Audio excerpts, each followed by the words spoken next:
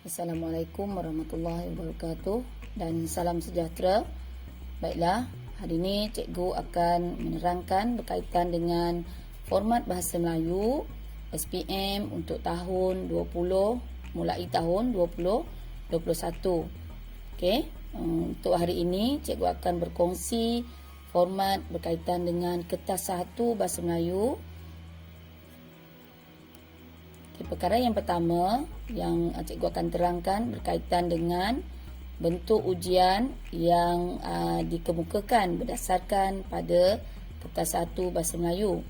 Okey, jenis instrumen ataupun kaedah untuk anda menjawab kertas 1 ini adalah berbentuk ujian bertulis.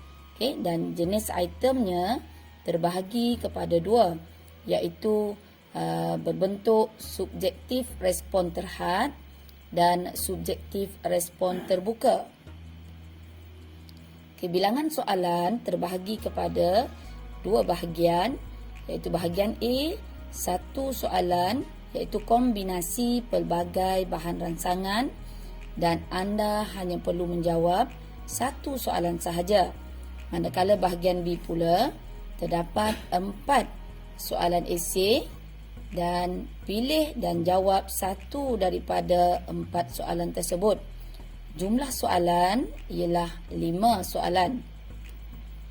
Untuk perkara berkaitan dengan jumlah markah, okey, untuk bahagian A, markahnya ialah 30 markah.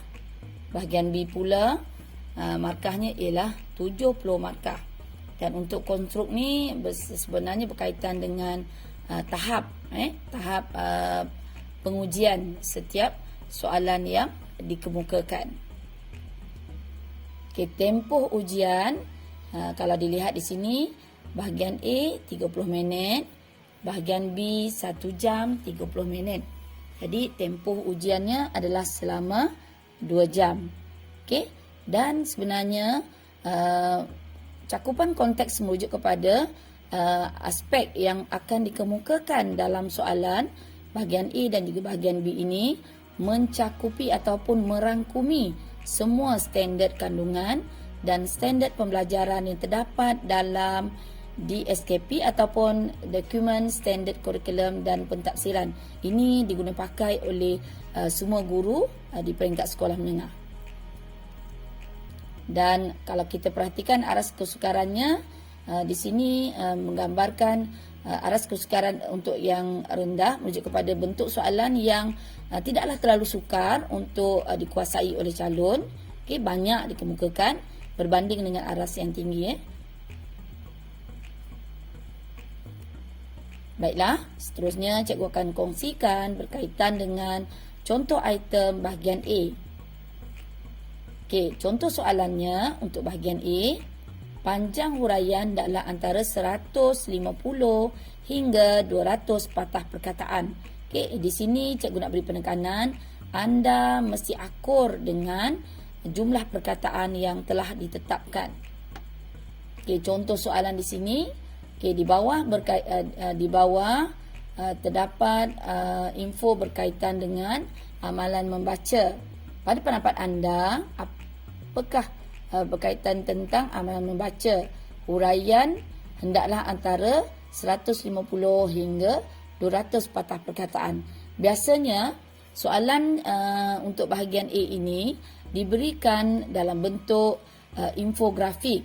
Okey, sama ada gambar yang ditambahkan pelbagai elemen atau maklumat dan digandingkan dengan pantun ataupun petikan daripada akhbar. Okay, dalam bentuk beginilah soalan bahagian A yang untuk anda jawab. Ini adalah contoh yang kedua, iaitu berkaitan dengan tema masalah kutipan sampah. Ada gambar grafik ataupun info dalam bentuk infografik. Dilampirkan juga maklumat tentang isu ataupun keratan akhbar berkaitan dengan masalah tersebut. Di sini juga adalah contoh soalan bahagian A berkaitan dengan bentuk resume, iaitu dipaparkan bagaimana kita perlu melengkapkan resume diri yang lengkap bagi memohon sesuatu pekerjaan yang anda minati. Ini merujuk kepada salah satu bentuk soalan bahagian A, iaitu merujuk kepada bentuk email. Jadi anda dikenaki menjawab salah satu daripada email di bawah. Jadi ini adalah contoh-contoh soalan standard SPM mulai tahun 2021. Okey. Baiklah, seterusnya cikgu akan kongsikan pula contoh item bagi bahagian B. Okey.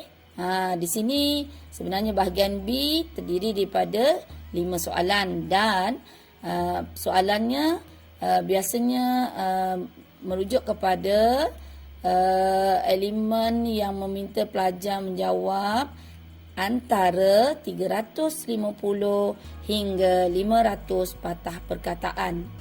Okey, ini adalah sebenarnya untuk maklumat anda, untuk bahagian B terdapat beberapa domain, iaitu yang pertama merujuk pada domain awam. Ini biasanya domain awam ini dan juga semua domain yang diketengahkan dalam bahagian B dikemukakan beberapa keratan berita ataupun penyataan ataupun petikan daripada mana-mana mungkin akhbar ataupun majalah-majalah terbitan Dewan Bahasa dan Pustaka.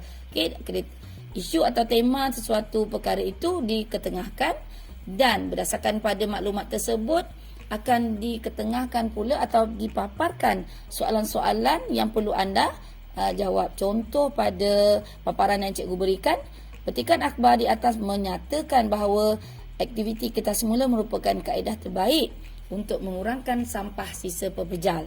Di situ jelas anda diminta untuk menulis sebuah rencana bagi menggalakkan masyarakat mengamalkan kitar semula. Okey, jadi anda diminta untuk menulis rencana tersebut selengkapnya dengan tajuk usaha-usaha menggalakkan amalan kitar semula. Baiklah, seterusnya untuk domain peribadi pula, beginilah bentuk soalan ataupun itemnya.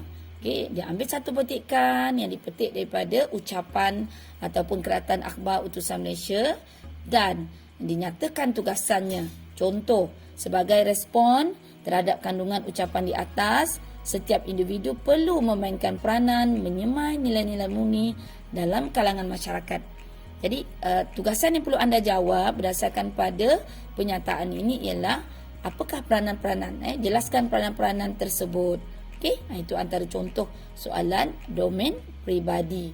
Okey, seterusnya item domain yang ketiga iaitu item domain pendidikan. Okey, ini berkisar pada isu-isu pendidikan yang berkaitan dengan contoh diberikan di sini ialah mata pelajaran sejarah. Contohnya berkaitan dengan maklumat berkaitan dengan mata pelajaran sejarah dan kepentingan mempelajarinya. Okey, biasa domain ini berkisar tentang isu-isu pendidikan. Contohnya sukan, pelibatan dalam kurikulum, itu antara contoh-contoh item yang mungkin berkaitan dengan domain pendidikan. Okey, seterusnya domain kerjaya. Okey, domain kerjaya ini merujuk kepada seperti juga soalan ataupun domain-domain yang lain, iaitu berkisar pada isu atau perkara-perkara yang diketengahkan. Okey, ini sebagai contoh cikgu paparkan di sini diberikan tentang isu berkaitan dengan sektor pertanian di Malaysia. Okey, petikan akhbar menerangkan bahawa Malaysia merupakan negara yang sesuai untuk aktiviti pertanian. Walaupun sektor ini boleh menjamin masa depan, akan tetapi kerjaya dalam sektor pertanian dikatakan kurang diminati oleh generasi muda. Jadi, penyataan atau tugasan soalannya, huraikan usaha-usaha yang seharusnya dilakukan untuk menarik minat generasi muda menceburkan diri dalam bidang pertanian. Okey, ini antara contoh domain kerjaya. Baiklah, setakat itu sahaja penerangan berkaitan dengan elemen yang terdapat dalam kertas 1 bahasa Melayu. Cikgu akan memaparkan tugasan yang perlu anda lengkapkan berdasarkan pada penerangan yang telah cikgu kemukakan.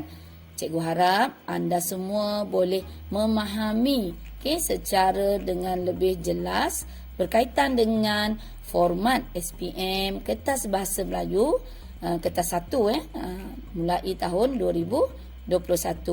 Sekian saja daripada cikgu. Assalamualaikum warahmatullahi wabarakatuh.